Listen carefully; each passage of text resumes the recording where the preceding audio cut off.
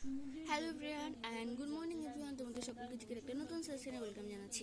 Last আমি যে GK ক্লাসটা শেয়ার করেছিলাম সেখানে 14 নম্বর অবধি ছিল। তো আজকে 15 নম্বর থেকে কোশ্চেন, যেটা গ্রুপ সি গ্রুপ ডি এর জন্য ডেডিকেটেড করে করা। এছাড়াও বিভিন্ন কম্পিটিটিভ এক্সাম যেখানে জিকে আছে, জিকে তো সব পরীক্ষার জন্যই একটা গুরুত্বপূর্ণ সাবজেক্ট। তো সেই যে সকল শিক্ষা ছাত্র এক্সপিরিয়েন্স জিকে মানে কম্পিটিটিভ এক্সাম দিতে চাও তারা এই ক্লাসটা দেখতে পারো। তো আজকে প্রথম প্রশ্ন, ঝড় বৃষ্টি হয় কোন স্তরে? ট্রপোস্ফিয়ার স্তরে, আমাদের সব থেকে যেটা নিচের স্তর। এই স্তরের অপর নাম হরমণ্ডল সূর্যমণ্ডল। নেক্সট যমুনা, সেটা পুরুলিয়াতে দেখা যায়। আকবরের সেনাপতি ছিল রাজা মানসিং।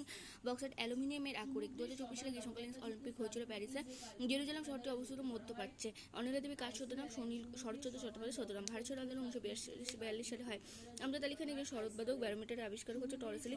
2024 সালে টি-20 বিশ্বকাপ জিতেছিল ভারত। সংবিধান গৃহীত 1949 সালে 26শে নভেম্বর আর কার্যকর হয় 1949 সালে 26শে জানুয়ারি। বাংলার দক্ষ দামোদর।